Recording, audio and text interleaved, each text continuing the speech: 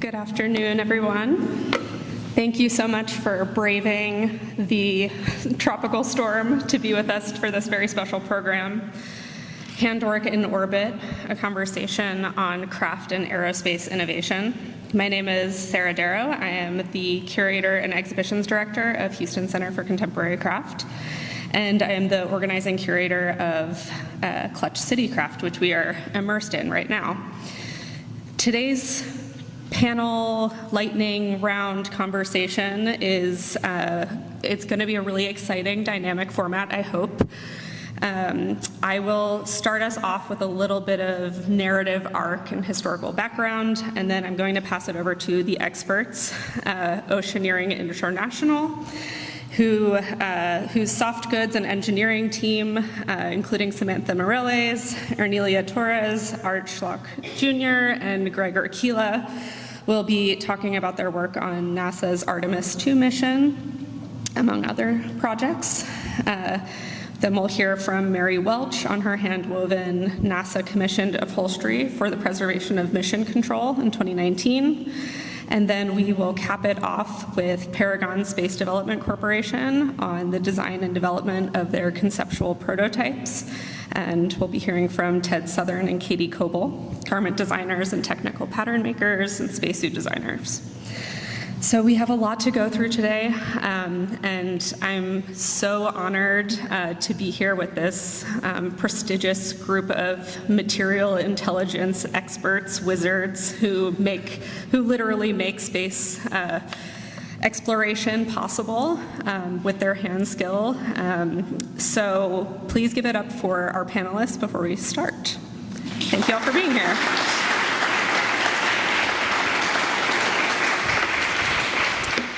So this exhibition is tracing the skilled craftsmanship that has physically built Houston, from the handmade and hand-laid brick tiles in Freedmanstown to the hand-laid mosaic wayfinding systems that was implemented in our city in the 1920s. And it kind of traverses all the way into this kind of speculative future. But it really starts with the Apollo 11 mission, and we have some incredible artifacts on view from NASA's archive, thanks to the Space Center. And I wanted to show a little bit of the background to archival videos from NASA that I think will explain the intersection of craft and aerospace research at that pivotal moment in history. This is where the suits worn by Apollo astronauts are sewn, cemented, assembled, and tested. ILC Industries in Dover, Delaware is where they put it all together. Arms, legs, torso, boots. The end product? An incredibly reliable, custom-tailored, hand-assembled life support system, a spacesuit. The initial measurements taken at NASA's Manned Spacecraft Center in Houston are the first step. When an astronaut is assigned to a particular flight, many measurements are taken of his body, approximately 60. It takes 3 months from the time we have his measurements till we do have a spacesuit built for him. And there's a formula involved to give the man maximum mobility in a confinement of, you might say, a pressurized balloon. It is in this production room that the balloon-like inner suit, called the bladder, is assembled. Individual parts move on a schedule that brings all the pieces together into an integrated spacesuit. Meanwhile, on the second floor of the plant, the white outer suit, consisting of 17 layers, is cut out and assembled. These include a layer of woven Teflon to provide resistance to abrasions, a layer of fire-retardant fiberglass called beta cloth, and a series of nylon restraints to hold in the inner suit like the skin of a football. So close are the tolerances that if a part is cut out and doesn't match the pattern by a 32nd of an inch, it must be recut. Gloves must fit so perfectly that they are made from plaster casts of the astronauts' hands. It takes 160 hours to make a single pair of molds and gloves. During qualification testing, suits are subjected to 10 times the design requirements of a lunar mission. Another critical area are the pressure tests. To be accepted, a spacesuit must have practically zero leakage when pressurized.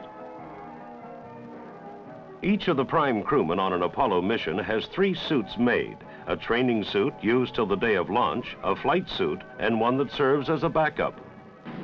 The last stop is called the fit check. Here, astronaut Charles M. Duke, lunar module pilot for the upcoming Apollo 16 moon landing next March, tries on one of his suits for size and comfort. Okay, sir, you're at vent pressure. You want to stay there and... Yeah, let me work it out a little bit. The fit check is done in 2 parts. First, the inner suit is worn. It does look like it's up higher. Adjustments are made, and later in the day, the astronaut dons the 2 pieces, now put together as one totally integrated suit. It is here that the suit is finally accepted or sent back for additional changes. We asked astronaut Duke to comment on his suits. Yeah, it's a good fit. Both my suits have been excellent fits. We haven't had any trouble at all. This is my 2nd time up, actually the 3rd time up. I have a training suit and then 2 flight suits, 1 spare and 1 prime suit. Both flight suits just fit exceptionally well. Real pleased. Like a jigsaw puzzle, the pieces forming a garment that the astronauts can wear with comfort and confidence are brought together. A garment that serves as a small-scale Earth environment in the hostile, airless environment of space. Okay, so I hope that kind of demonstrates the incredible level of technical skill that is required to build these spacesuits, and the pretty under-recognized history of skilled sewists, particularly women who are building the Apollo suits. Most of them were sewing garments for ILC and Playtex. They were making brassieres and lingerie, and those intensely tedious and labor-intensive, high-skill, high-pressure environments primed them for their next role in the Apollo suit making mission.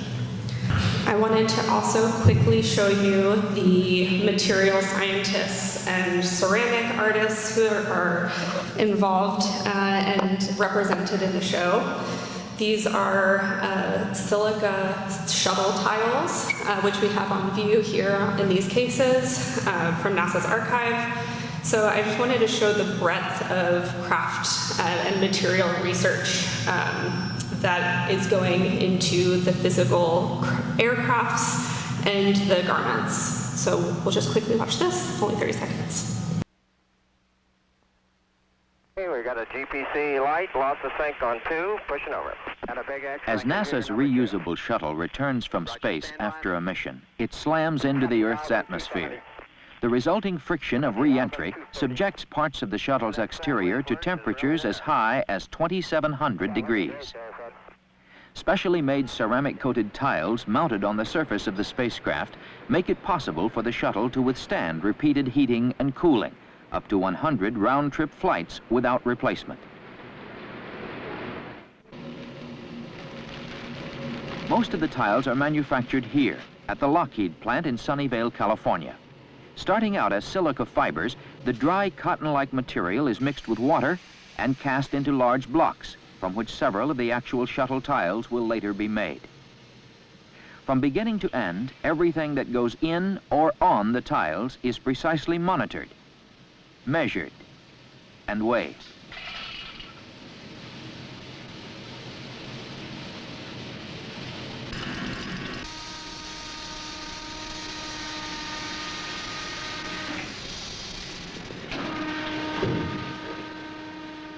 After a trip through a giant microwave drying oven,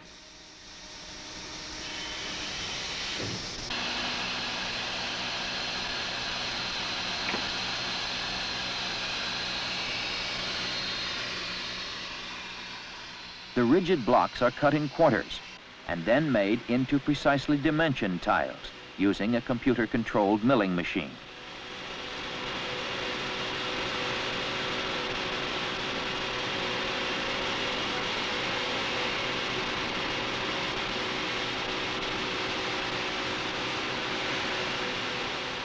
This shaping and surface finishing is done with diamond tooling.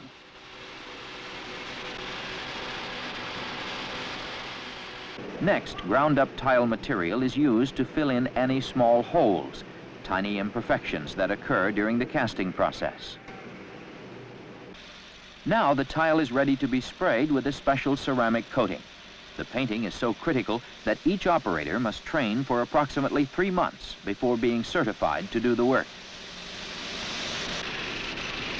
To demonstrate how heat-resistant the silica tile material is, watch what this technician does as a small piece of sample tile comes out of a 2200-degree glazing kiln. A silicone waterproofing polymer is applied now and again after each flight. This ensures that there will be little or no weight gain from rain or humidity between missions while the shuttle is on the ground. Every tile is given a permanent serial number that designates its exact location on the shuttle. Even the rejects have their own numbers. None are ever duplicated. As a final check, the 31,000 tiles needed to protect the shuttle are inspected by computerized measuring machines. Then, 20 or more tiles are locked in a frame in the relative position they will fit on the shuttle and remain together until actually attached to the spacecraft. Protective tiles for the space shuttle, playing a critical part in this country's new space transportation system.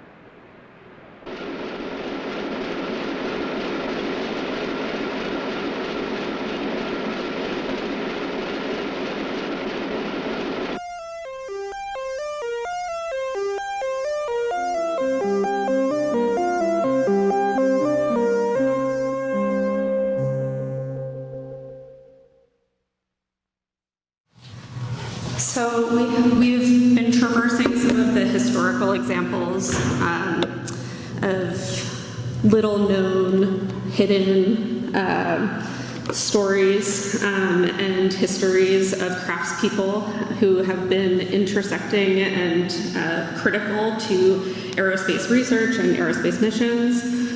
This is 2 photographs from Life magazine showcasing the ILC factory in Delaware where they were producing the suits. And I wanted to continue this kind of trajectory within this exhibition of celebrating under-recognized craft labor. And I wanted to show one example of 2 artists who couldn't be here today, and one kind of through line and story before we turn it over to our guests. So on the left, we have a core memory module weaving by Shannon Swinburne. And to the left of that, so here we have an IBM core memory module. So this is the predecessor to the computer chip we know today. These were all hand woven by female, what they called them, computer weavers. So this was one element in a stack of binary code that was hand woven and integrated each kind of ferrule marking 0 or 1. All of this binary code was kind of embedded and stacked together. And IBM and many of these early computing companies and technology companies were bidding for NASA's Apollo guidance computer project. And Raytheon was the company that ended up getting this bid. What you can see here is a section of the Apollo guidance core memory module from the computer. And here you can see one of the computer weavers that was working at Raytheon at the time.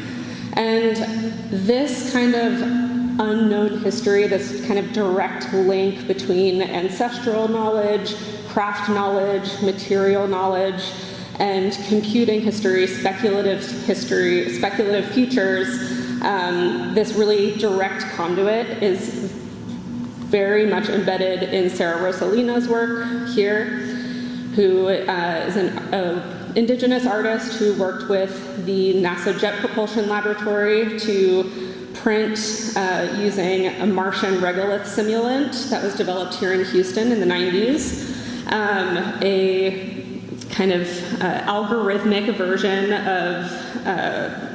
of indigenous basketry patterns and coil pottery. And I think these two objects together really show this kind of direct conduit between his ancestral craft knowledge and computing technologies in the future. So this is the arc we're kind of going to be tracing today. I will now turn it over to the soft goods and engineering team of Oceaneering International.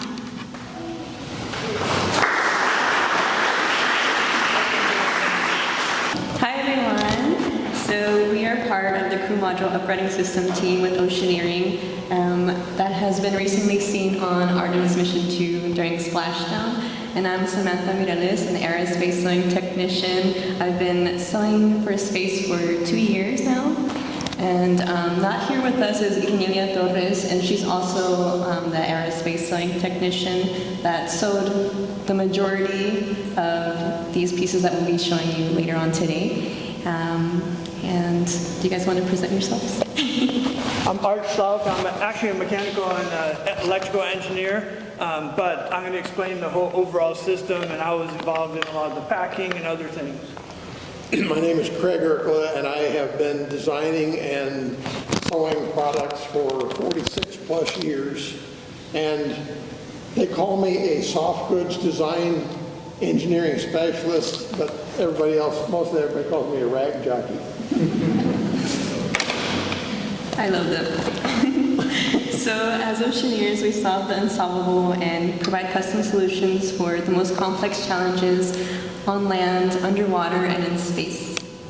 Some of our work that we do is extravehicular activities, systems and services, thermal protection systems, interfaces, mechanisms, and analysis and operations and services. So here are some of our favorites that we've made. EVA bags, tools, and tethers. And EVA basically means like anything that astronauts do outside of their spacecraft in space. And we make some of their bags and tools that they use, and tethers, which is what attaches their tools to them and attaches them to different structures to keep them safe and from floating away into space. And we also create some of these solid rocket booster thermal curtains, which are these things here that protect the booster from the flames and smoke from going into the booster, and it protects the booster technology that is inside that controls the direction that it goes in when they're being launched into space. And then also what we come here to talk about today mainly is the crew module upgrading system. We'll talk more about that later. And here I want to talk a little bit about our laboratory, and here is basically where I live. It's where we all come together, engineers, designers, and technicians, to try things again until it works. And within this space, we use a lot of different techniques and skills. A lot of different machinery is being used, a lot of different tools, and what else can I say about this? We mix a lot of chemicals, and I really enjoy being here. I feel like anything can be created in this space, and it's just a place for us to really just learn from each other and make things happen. Art. Go ahead. So I'm going to explain our crew module upgrading system. We call it CMIS, not CMOOS, what they said in some of the videos during the splashdown. But basically, when the Orion capsule splashes down in the ocean, sometimes it flips upside down in the water. They can't control exactly how it lands, especially if it's coming in at an angle like this, hits the water, it could clip and fall upside down. We have about 7 minutes to right the astronauts because they're hanging upside down in their harnesses, their bodies are weak from space, and it's just not safe for them. So we were supposed to upright within 4 minutes. Usually we upright in about 1.5 minutes. We have these 5 uprighting bags on top of the vehicle. So the first thing that happens is they have to wait about a minute for the parachutes to drift away because they don't want to get fouled up in the parachutes. Then we have a pressurized helium, which we open valves and it uprights the bags to about 5 feet in diameter and slowly uprights the bags. You can see some of the pictures on the posters over there. So what we did, and so so that's basically what the system does. So bags are fully soft goods. They have a bladder inside to hold the helium. Then the external is, I'm going to talk about that material in a minute. It also has tethers on it to hold it to the vehicle. Each bag has an uprighting force of about 3,000 pounds when fully inflated. All right, so I'm going to tell a story about in the beginning of this project. We were originally planning to pack the bags exactly the way Orion did, and what Apollo did. In the old Apollo days, they had uprighting bags too, and they would put them underneath the parachutes in the middle of the bays. And I think they had 3 or 4 bays. We have 6 bays, but they were going to put them underneath the parachutes. Parachutes disappear. If it flips upside down, they inflate the bags out of it. So they have a big flat open space where the parachutes were that they can inflate from. Lockheed was concerned that if the parachutes would, if the parachutes were going to if some of them didn't, at least one of them didn't launch, then one of our bags would automatically fail. We wouldn't be able to push the parachute out. And so they asked if we could put them in the space between the gussets. And so we did some initial experiments and said, yeah, I think we can get it out of this small gusset, which is in between. And if you want to look on the mock-up, basically it's these areas right in between. It's a thin, probably about 4 inches wide that you have to come out of, rather than a big flat open spot that you basically fold. That created a lot of folding problems. Originally we were working with a company and we were tasking them to build us bags. And they were on our team. They developed 2 prototype bags for us out of a Vectran material. They brought the bags in.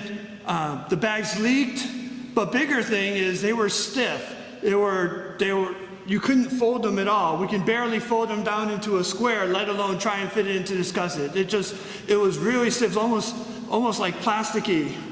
And so we were looking at different materials, and we thought about, well, what do they use in sailboats? And sailboats use a material called Spectra, which is a type of polyethylene.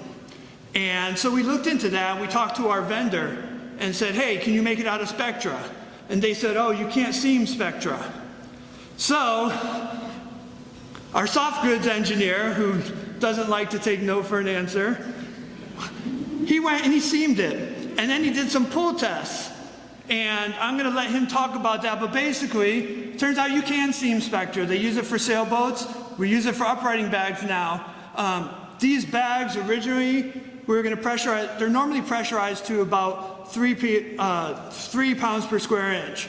But in the coldest, we have to be able to upright both in the hot Pacific, but also in the really cold North Sea. And so we have to make sure we have enough helium for the North Sea when it's cold. But that means when you get to the hot Pacific, the bags are going to have to take a lot of pressure, up to like 6 pounds per square inch.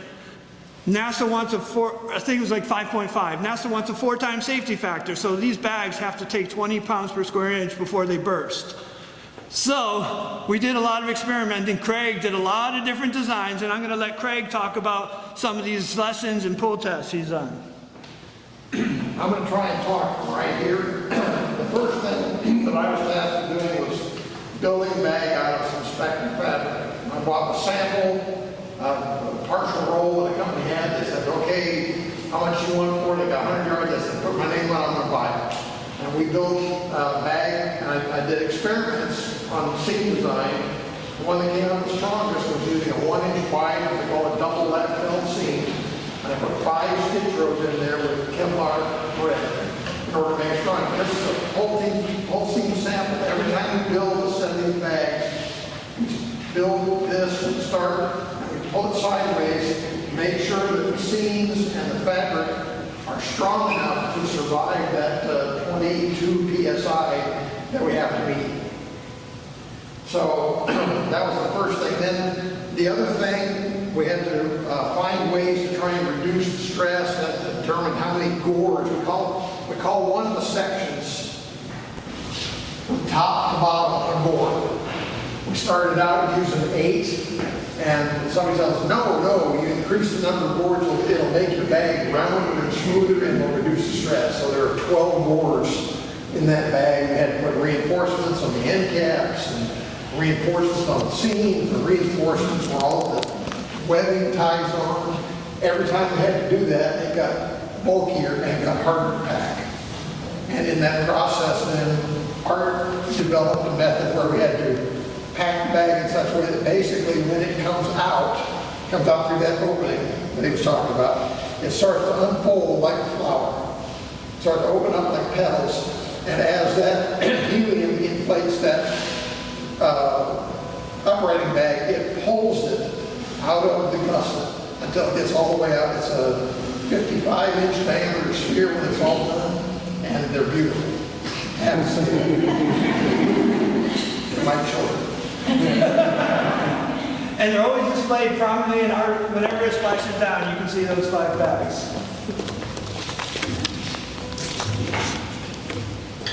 So I really loved working on this project because there was a range to it. When creating this, it was different every day. It felt like one day I was sewing, another day I was mixing chemicals for it, and then using heat tools. It was just I felt like tasking, but in a way that I felt really pushed me and everyone in the laboratory that was working on it.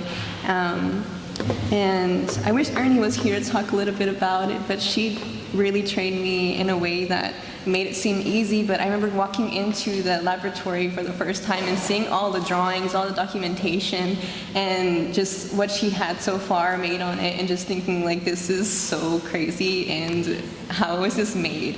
And one of my favorite things about the actual creation of it is the fabric manipulation, because it really does show you how things can be created even though it might seem like it's not possible.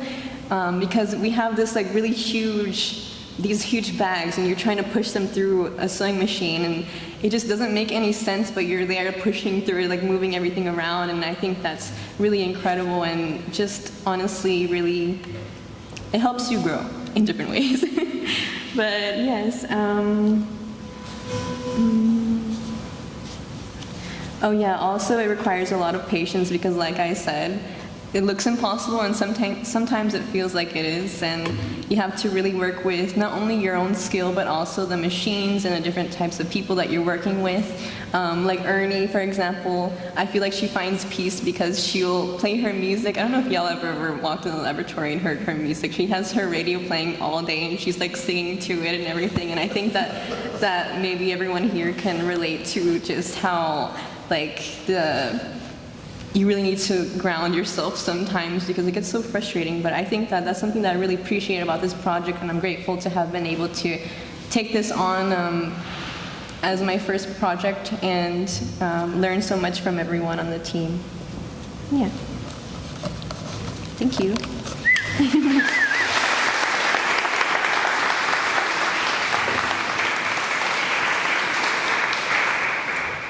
Thank you so much, Samantha, Craig, and Art.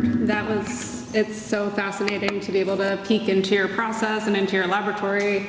It was also so much fun watching the launch and seeing the elements that you developed in live time. So I want to turn it over to our next presenter, Mary Welch, who is a master weaver, member of the Hand Weavers Guild of Houston, among many other incredible accolades, who we are specifically going into your project as for the commission of NASA's Mission Control Preservation Project, which you received an embroidered patch for, which is on display. So everybody should come take a look at that afterwards. Welcome, Mary.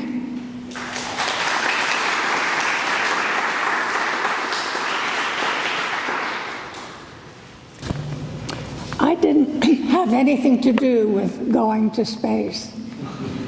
But without some of the knowledge that I have, it wouldn't have happened. The oldest woven fabric was found in Turkey, dated between 67,000 BC and 6,500 BC. It was woven from bast fibers from a tree.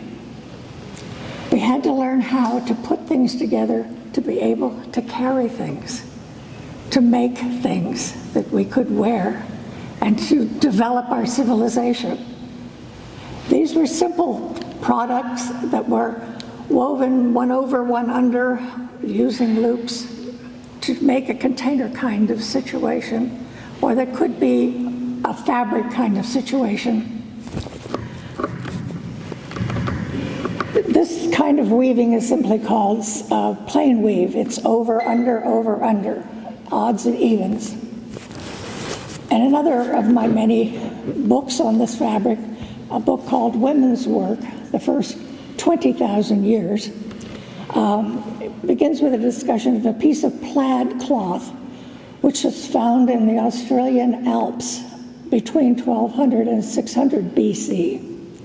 This fabric was a kind of a twill, what our blue jeans are. They use an over-under complication to give a design and a different feel to the fabric and flexibility. So in that period of time, we had come a great distance, and now I have a very simple loom, which you will see in the pictures, if I can make this work. Other way. Okay. Oh, that's the team that worked, that I had the privilege of working with. It was such a great honor. And it was an accident in a way, because I began weaving in the early 80s. I've done a lot of other needle-related things, sewing. My husband is an architect, was AIA Houston president in 2000, and I donated some things to the galas. And he got a call to know if I was still weaving, and that's how I connected with David Buchek. They needed fabric. So I invited them to my little home studio, because the first thing I wanted them to know is what weaving was about, and it wasn't going to be ready tomorrow. And these are the fibers that I finally worked with. I was given a little 2-inch square sample in nylon that was on the original chairs. There were things left that they had preserved from the early days, consoles and things of this sort, but they had only a select number of chairs. And so the company that made this wasn't interested in putting on a few yards compared to the thousands that they would usually do for a project. So they were looking for some way to get the fabric they needed to do the chairs. So my first thought was wool, not nylon.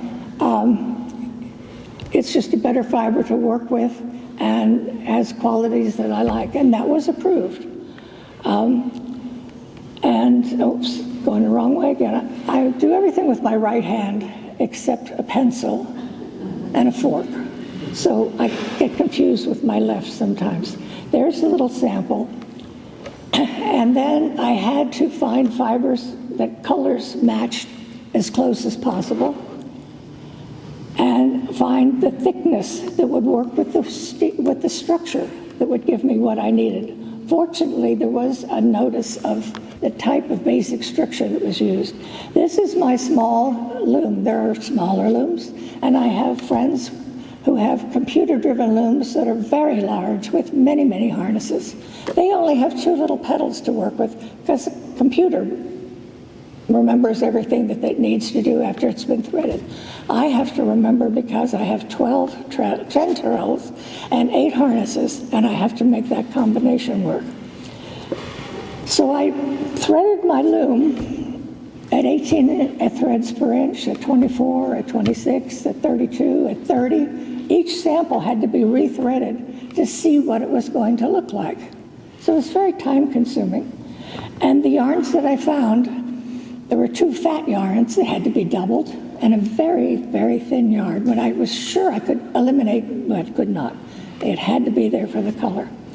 And so my small loom is not accustomed to doing heavy rug work. So I put a weight on it to make sure that I could beat it in, because this was going to be fabric that would be sat on. And I also told David I would not be able to do any stabilizing in the back, which you would do for upholstery. And they had a professional, of course, to do all of this. So I went about this process of doing samples, creating samples, and then weaving sections. I wove 3 sections like this. The whole process took about 6 months to get done. And as you see, I have a piece left over because they weren't sure how many chairs they were going to find. I had some help because the yarn came in hanks, big long things, and it all had to be converted into balls so that I could wind the warp, individual threads, thread the individual threads, and then weave the individual threads. So this is why it is time-consuming. So I feel a strange, wonderful connection from the beginning of the process of having something that we could, a container to carry something, or a piece of clothing that could protect us from the elements. These basic elements are kind of the groundwork for fabrics that can mend your heart or take us to the moon. And it's really been such an honor. This is my little studio. I have a vast interest in fabrics, and there is one of the chairs. And it was such an honor to be able to be part of this incredible thing. My father was a ham radio operator, and as a child, he talked to people all over the world. He would sometimes leave the dinner table to talk to somebody in Moscow or in San Diego or wherever, and they all had cards, and we were the first ones in our neighborhood to get a television. And when, as electronics advanced, he made these clever little things that would wink at you or change the sound on your cheap little affordable record player. And he went to work eventually for a Naval Ordnance Research Laboratory at Penn State. Couldn't tell me what he did, but that's where he worked. So I've been watching this small industry, and through my small perspective, this knowledge of something so fundamental and so basic, the extremes to which we are able to take it, is truly, truly exciting. And I am very honored to be part of this. I was not allowed to sit in a chair. They were reserved for the people who were on that project, and I'm willing to deal with that. It was just such an honor to be part of it. And thank you.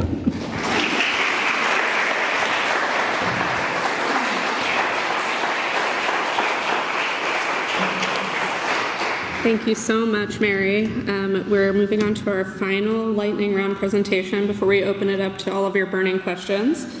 I'm honored to introduce 2 artists and designers who are also exhibiting in this exhibition, Ted Southern and Katie Coble of Paragon Space Development Corporation.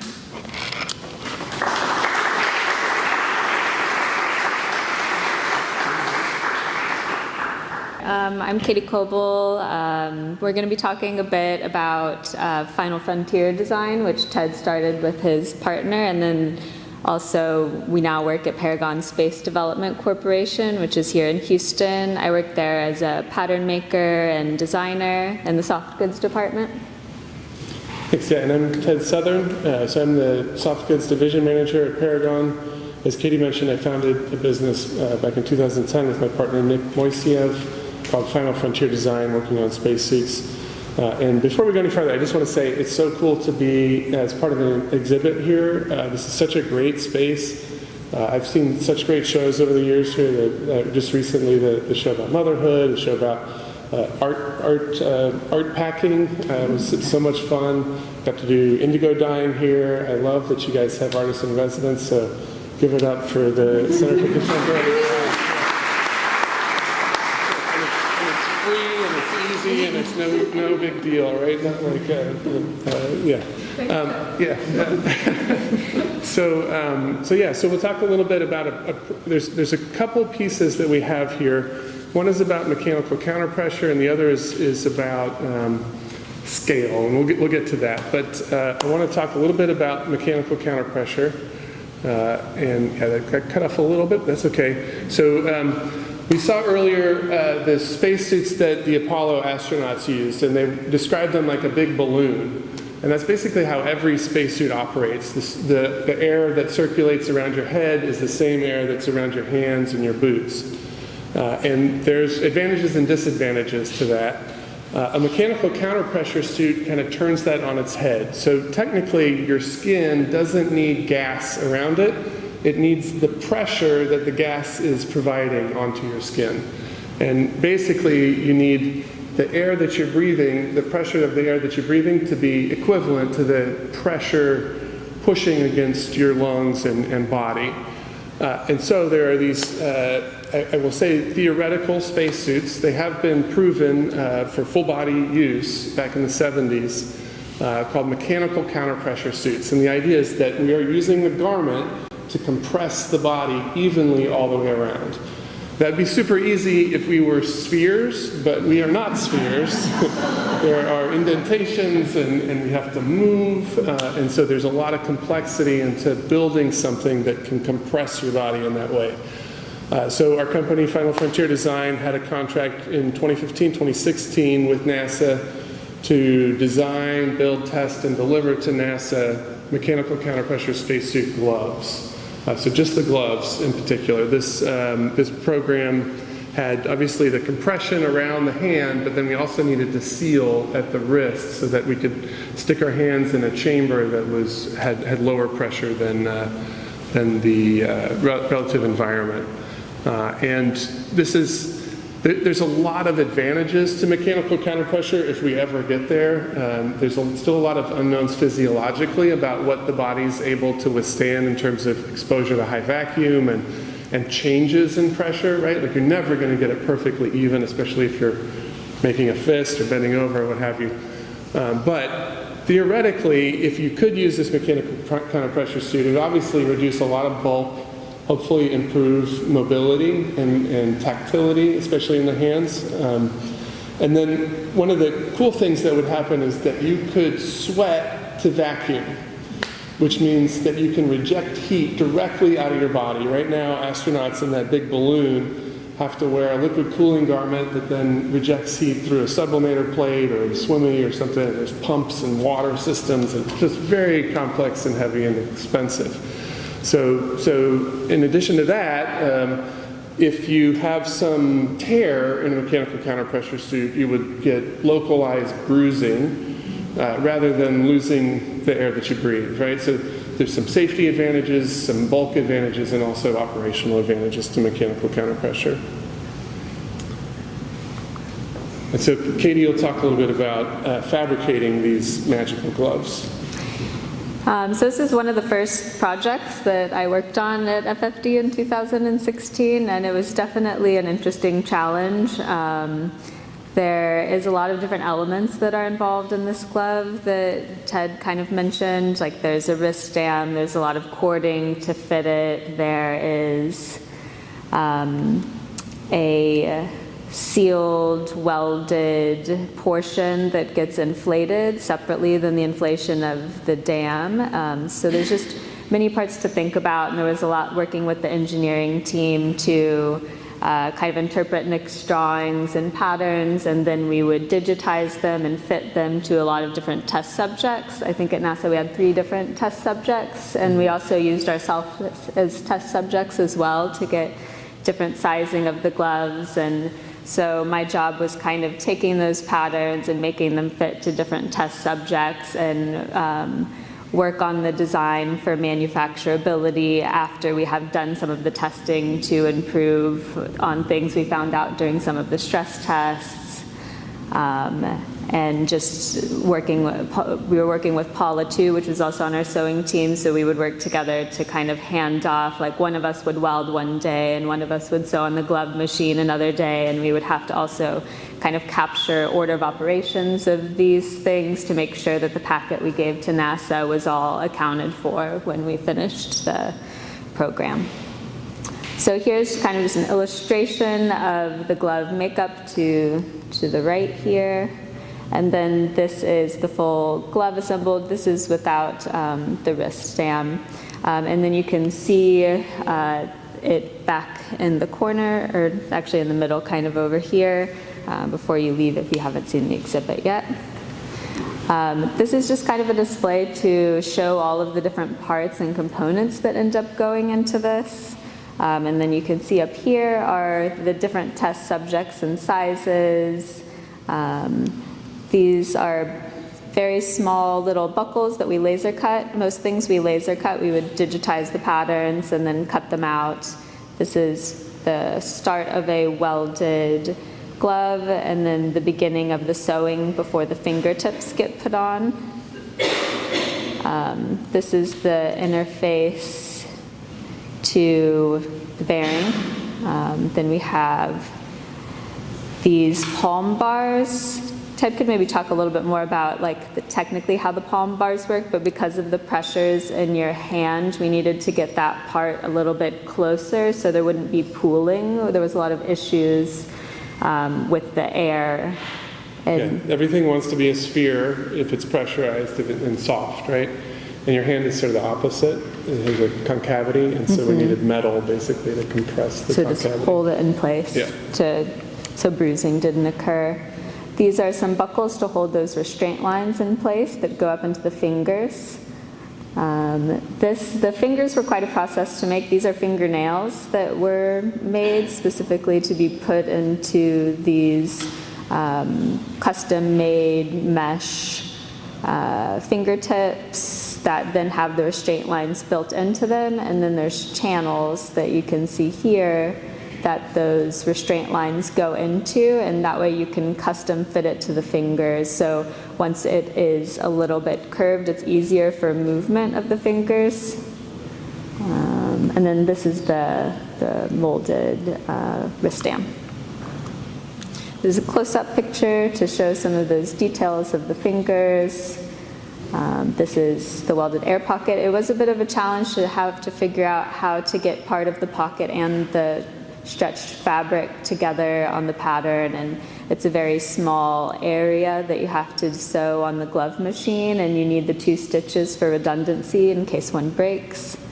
I think we got a antique Singer sewing machine for that, right? We got a Singer glove machine from the 20s. Yeah. Chain stitch with a bob inside that has like a big bar coming. You would have to thread. For anyone that's sewn before, you generally thread down and then just have a bobbin, but the bobbin for the glove machine, you had to thread up into a long channel and then go through the top.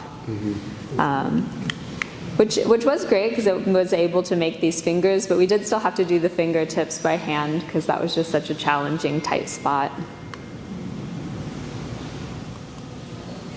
This is some test equipment after a prototype was made. This is to do some pull test for the stitching. These are some custom-made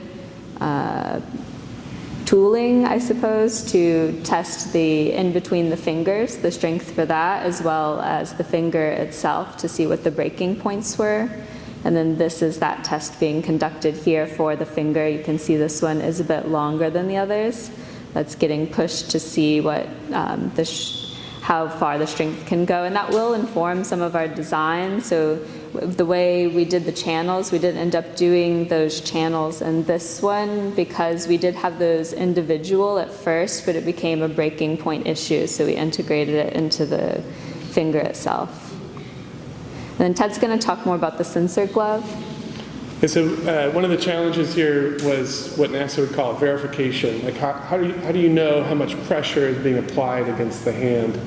And so we had to build sensor gloves that could measure that compression. And that's what you see here. These little black dots are FSRs, force-sensitive resistors, that would change resistance with pressure, right? More pressure, less resistance. And one of the cool things about this was we had about 30 sensors. There were actually 2 of these, one for the palm side of your hand, one for the dorsal side.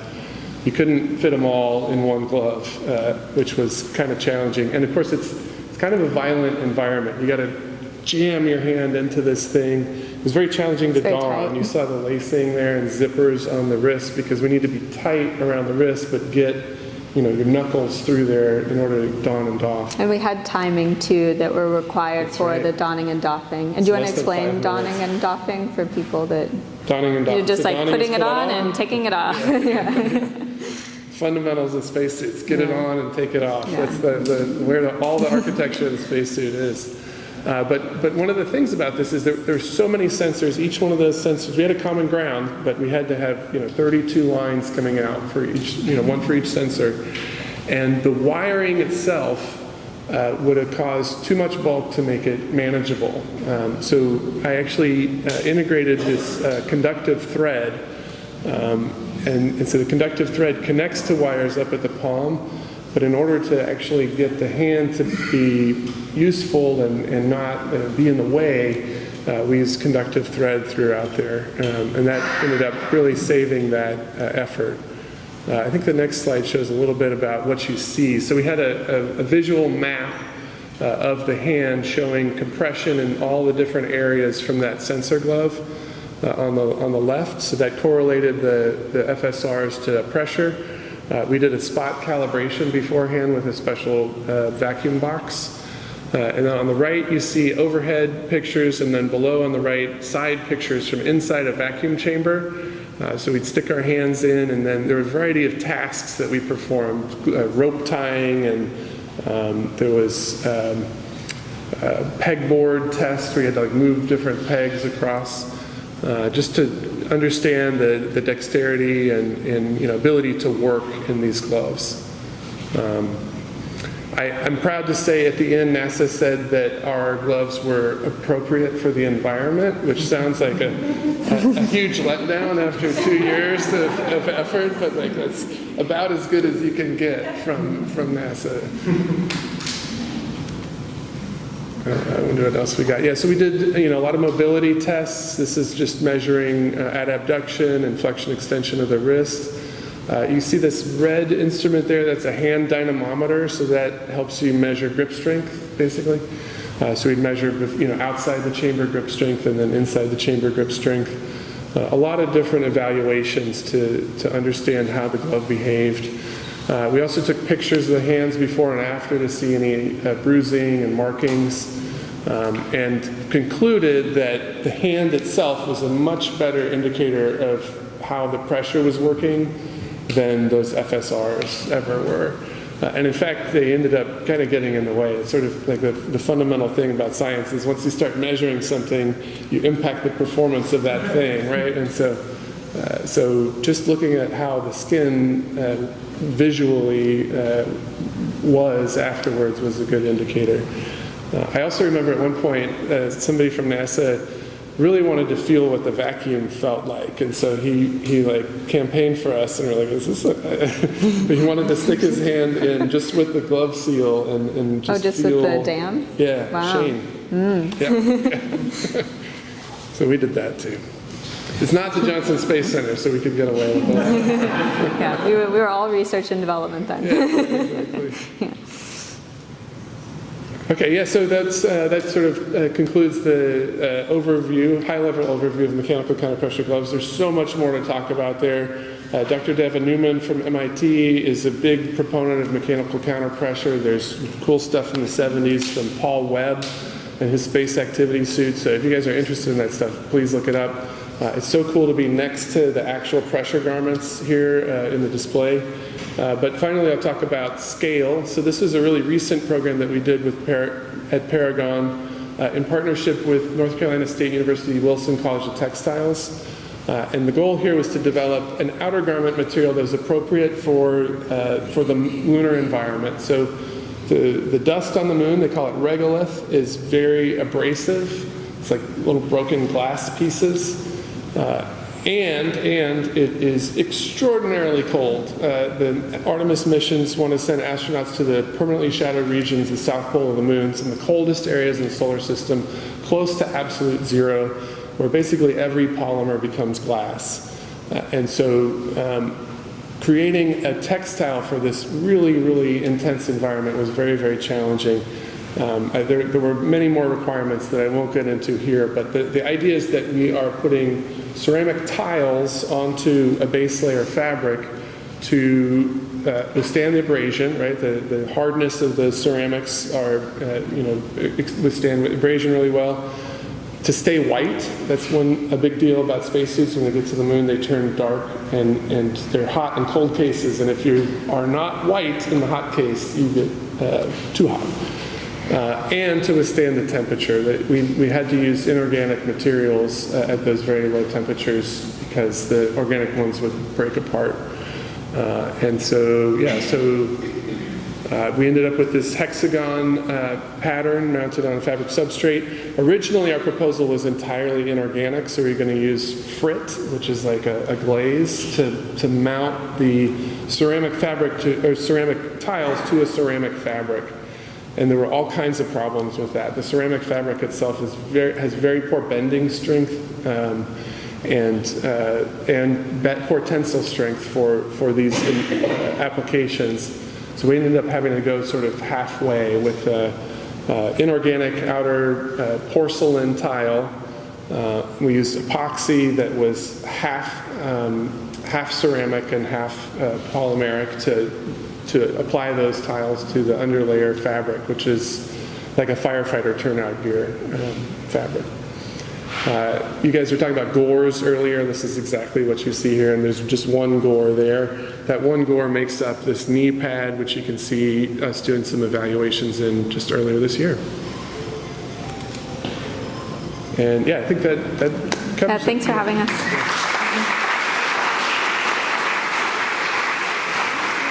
Okay, could y'all come up? Before we open things up, I want to sincerely thank our speakers. Tonight we have traveled through a remarkable arc from oceaneering technologies and hand craftsmanship that recently carried NASA's Artemis crew safely to space and back, to Mary Welch's woven upholstery for the iconic steel case chairs in Apollo 11's mission control, and finally to Paragon's experimental prototyping work, imagining futures of NASA that have not been written yet.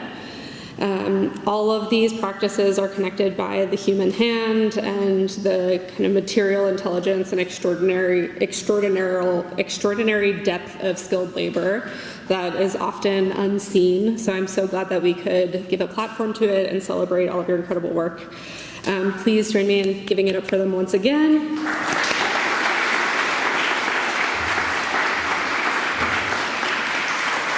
I will be traveling around with a mic. I'm sure there are many questions from the audience, but I would like to ask the speakers to come back up and pass this mic around.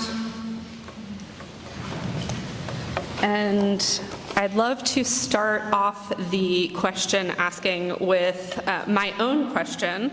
One of the things I discovered while organizing this exhibition is that the aerospace industry and the constellation of contractors and collaborators orbiting around it is filled with artists and fashion designers and textile designers and just deeply creative craftspeople. I have also heard tales of a real hell of a staff art show at NASA that I would love to see. So I'd love to ask each of you to talk about day job versus your own craft and artistic backgrounds.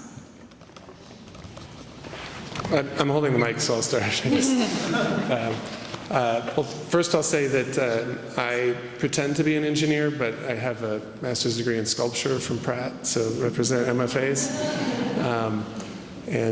This process, in fact, started there. My senior thesis show was to design spacesuit gloves for NASA's astronaut glove competition, which is like a citizen inventor challenge to make gloves. And so I still see what I do now is kind of an extension of that original goal to make things for real for space. I do dabble at home sometimes on visual art that's very different from what I do at work, and that's very refreshing because nobody's life is at stake. I also have a background in art and ended up getting into the job I'm in now through TED because I was applying for the job on a platform for costuming. Because when I moved to New York, I wanted to get into costuming because I was doing dance performances and theater at the time. And as a pattern maker, there's a lot of technical skills that go into doing those sort of performative works because there's so many different body types to fit, and it's so custom for what the director wants or what they have to be able to do on stage. So it was interesting to kind of translate that and start that process in something that is more life critical and something that needs to be more documented. And I guess, I like doing that technical part at work, but also having like my side practice to still do fashion on the side. And sometimes they trickle back into each other because I do use some of the technical aspects I learn at work in my own design sometimes, whether it's like contrast stitching or heavy materials. So it's nice to have both. My educational background is English literature and a master's in secondary educational administration. But I've been teaching one way or another most of my life, and the weaving is kind of a reflection. I use a lot of different kinds of fibers from different worlds and different colors and different kinds, and I taught that way. That there are lots of different kinds of people and ways of doing things, and we need to learn about those and see where we can go with those. I also had an opportunity to work with Rothko Chapel, which was another vehicle for bringing people together to talking about ideas and where we can go to take our thoughtfulness and put it into work to make this a better world all around. And I like the connection of the ancientness of crafts such as weaving with where we're going technically today. I think that's just marvelous. So for me, I have a fashion design background, and I think that's, for me, I've always wanted to just make things. I love just creating in general, whatever it is, I love it so much. And also, I'm Mexican, and so a lot of us are just blue-collar workers, and I see that all the time, like just driving out, I see like construction workers making things happen. And for me, that was always really inspiring to me. And I see that connection within like my job right now in aerospace, where we just figure things out and as we go in a more professional, I guess, setting. Maybe not, that's not the word, because I would also consider like construction workers like very professional as well, but I guess a more like a prestigious, like it's seen more as like a more honorable job. But for me, I see the connection between like blue-collar workers I've seen my entire life and the work that I'm doing now. So yeah, I think that's where I see the connection there, just all creation. So I'm a mechanical aerospace engineer. But I was fortunate that my mom liked to do crafts with us when I was little. She taught me how to cook.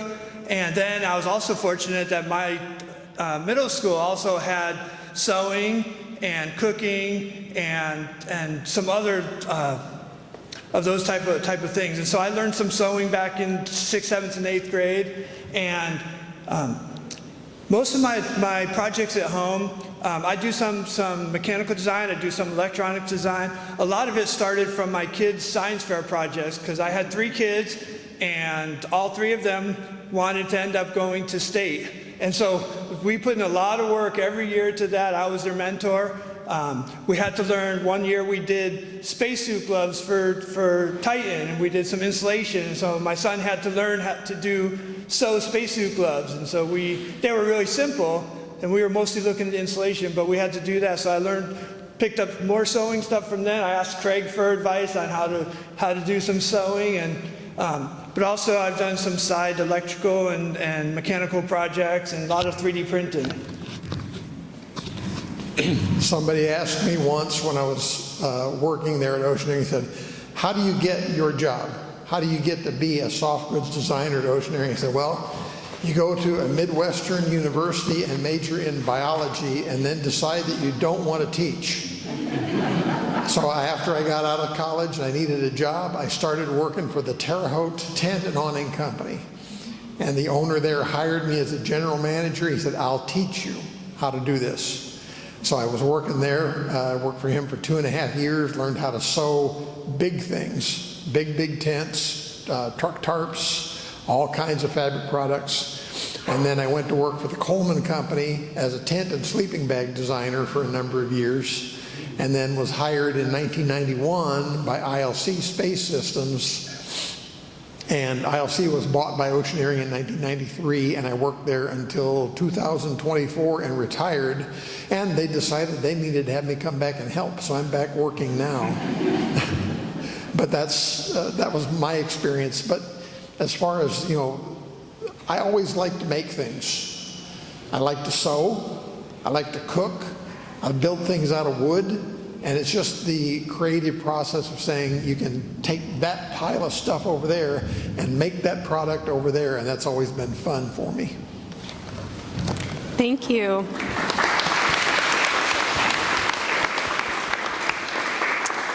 Okay, I'm going to open it up to the audience. Any burning questions? I'll bring the mic around.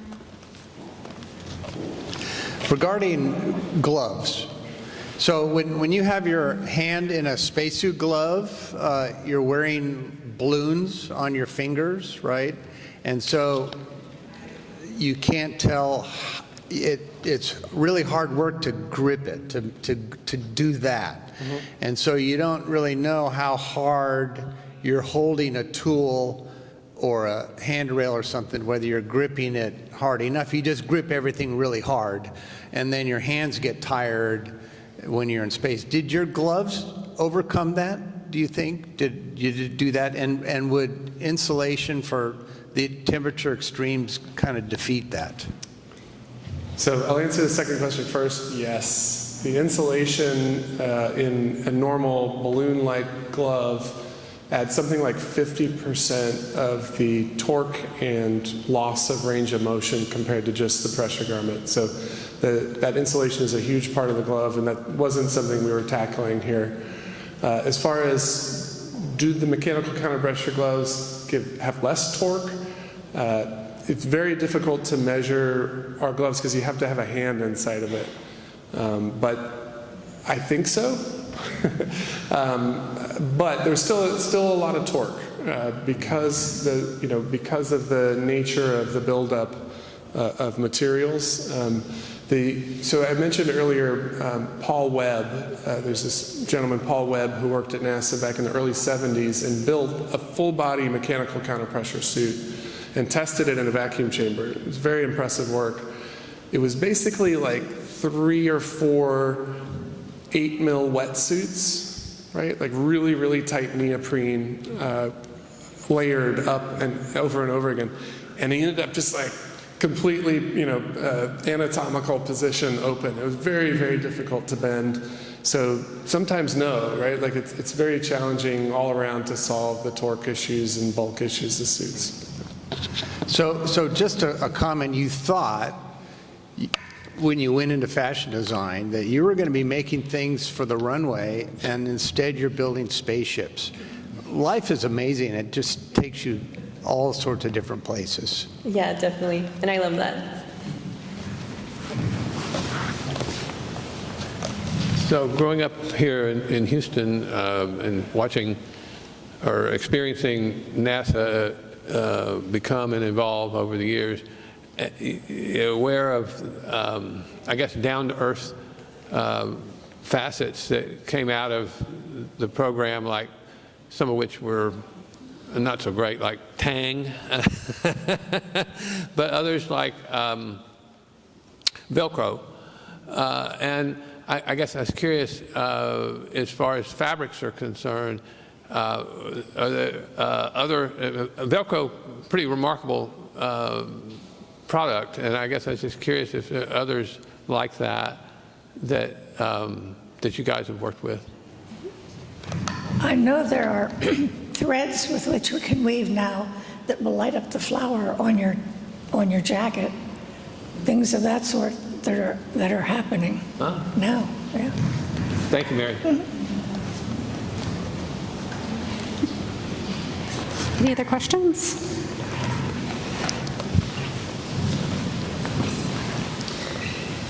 What does it feel like to put your hand in one of these gloves and put it in a vacuum chamber?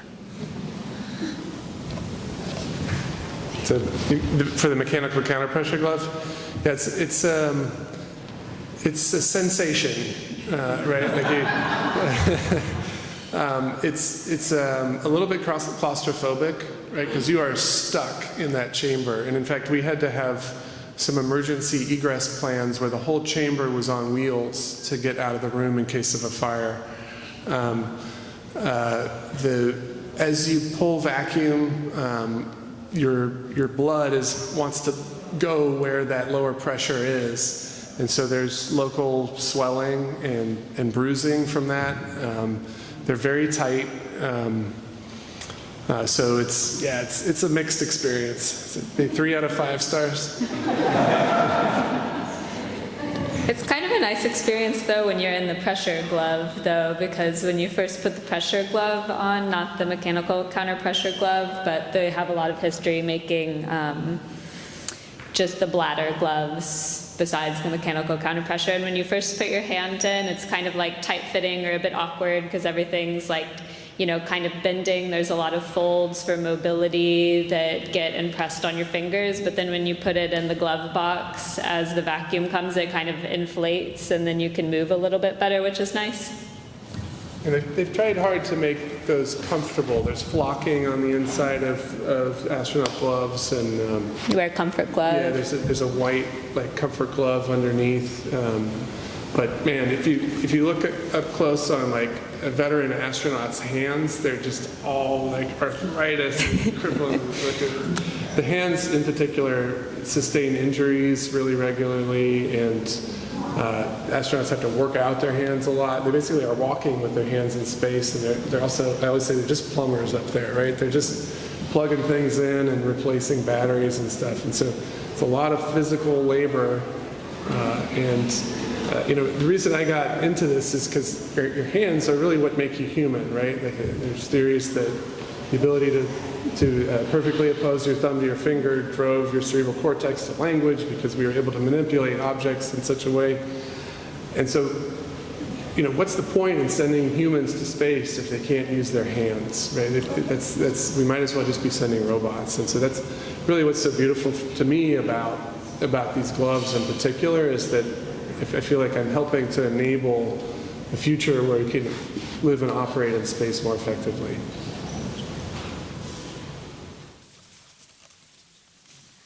Well, I think I would love to reiterate and just kind of underscore the idea of the hand is what makes us human. And in laying out the entry, this kind of segue into the aerospace section, we started with the gloves for that reason, to kind of underscore that point that, you know, there are human hands behind all of this kind of high-tech, next level computing and all of this kind of research that you're involved in. I think we have maybe time for one more. I was interested in that those uprighting inflatable spheres you have there and the origami design for unfolding. What was the process of understanding you needed that? You mentioned it was like a flower. Was there biomimicry and like nature inspiration for that? Was it kind of from origami craft? Was it modeled with a computer? You know, like what was the kind of the synthesis of creating that design and that approach? All right, so when we first got this project, and Lockheed first told us that they wanted us to stuff it into this gusset, we had zero money for materials. So, well, we had to practice, and we had no idea if we could even do it. And what we did is we had a aluminum tube, which was a little bit smaller than what we wanted to, but at least we wanted to do some testing. So, so we were seeing if can we pack something into aluminum tube. We went and bought some beach balls, and it was pretty much my job to figure out how to do this. And so I tried folding it just nice pattern, and it would get stuck on the sides and it wouldn't come out. What we ended up doing is we ended up making an S back and forth, sort of like an accordion or something. So when it came out, it was basically scrunched down. And as soon as we found out as soon as the end cap came out, it would pull itself out of this as inflated. It would pull the rest of it through there. And in subsequent designs, we went to the bigger bags and packing. We followed that same type of S as we pack it. Now it's harder because there are tethers in the middle, and so those tethers have a certain length. They need to be near the front, and so it's not quite an S, but that's how we started it. Was basically just testing with some beach balls.